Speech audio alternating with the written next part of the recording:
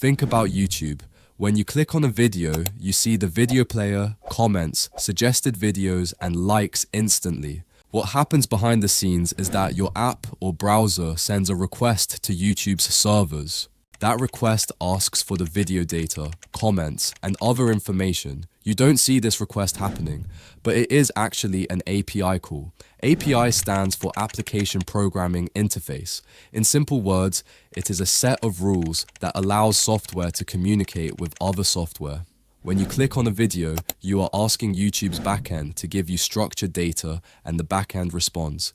Every time you like a video, subscribe, or search, you are unknowingly making API calls. We can think of APIs like the languages people use to communicate with each other. Just like there are many different languages in the world, there are also different types of APIs. Each one has its own rules and structure. The most popular one today is REST API. REST API is a way for applications to communicate over the web. It uses HTTP, which is the protocol that defines how data is sent and received between a client and a server. REST APIs work with resources such as users, products, or videos, and each resource is accessed through a specific URL. Each of these is called an endpoint. Based on how they are defined in the code, we can send HTTP requests to these endpoints. These requests are usually get, post, put, or delete. For example, let's look at the user's endpoint. If we want to get the list of users, we send a get request to the server. If we want to create a new user, we send a post request. To update a user, we use a put request. And to delete a user, we send a delete request. Data is usually transferred in JSON format, which is simple and easy to understand. Now that we understand the basics, let's look at a Python REST API example and go through it step by step. Now let's look at how CRUD operations are implemented in a REST API. First, we define endpoints using root definitions. Each endpoint represents a specific URL and HTTP method. For the create operation, we use a post request. The client sends data to the server, and we take that data and insert it into the database. After saving, we return the created item along with its ID. For the read all operation, we use a get request. We retrieve all records from the database and return them as a list. For the read one operation, we use get again, but this time with an ID in the URL. We search for that specific item. If it does not exist, we return an error. Otherwise, we return the item. For the update operation, we use a put request. The client sends updated data, and we apply those changes to the existing record in the database. If the item is not found, we return an error. If it is found, we return the updated version. Finally, for the delete operation, we use a delete request. We remove the item from the database using its ID. If the item exists, we return a success message. If not, we return an error. GraphQL is another way for applications to communicate over the web. Unlike REST, it uses a single endpoint for all requests. With GraphQL, clients can ask for exactly the data they need and nothing more. This prevents overfetching or underfetching of information. We use queries to read data and mutations to create, update, or delete data. For example, a query can request only the names and emails of users, while a mutation can add a new user or update an existing one. Data is usually transferred in JSON format, just like REST. Now that we understand the basics, let's look at a Python GraphQL example and explore how queries and mutations work. In this Python GraphQL API, we first define the item type, which describes the fields of an item, its ID, name, and description. This sets the shape of the data that clients can request. Next, we define queries to read data. The items query returns a list of all items, while the item query returns a single item by its ID. Each query has a resolver function that fetches the data from the database and returns it in the structure defined by item type.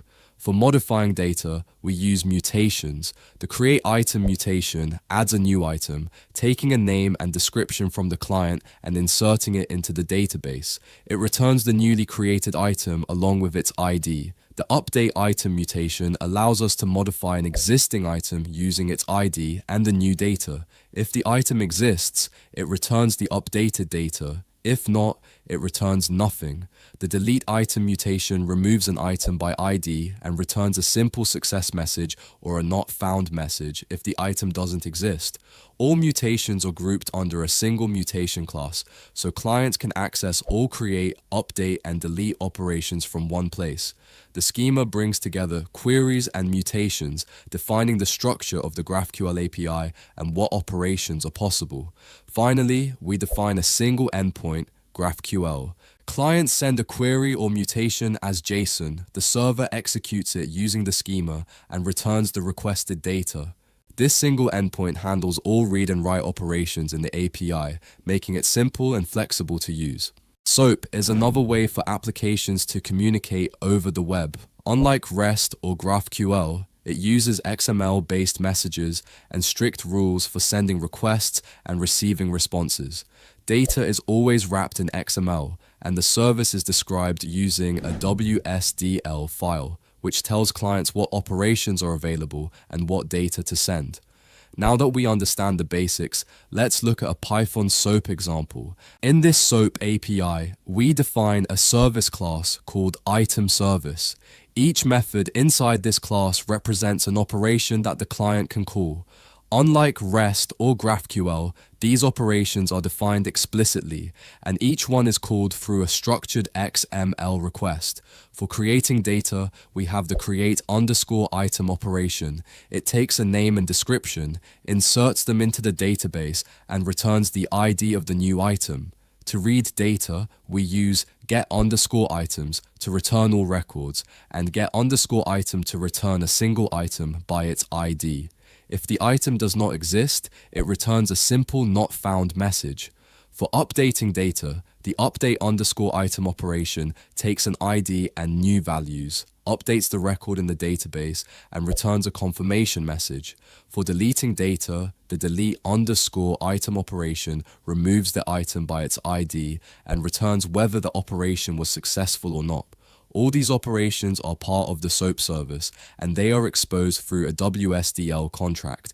This contract defines how clients should call each operation and what data they need to send. Finally, we create the SOAP application and connect it to the server. This allows clients to send XML requests to the service and receive XML responses.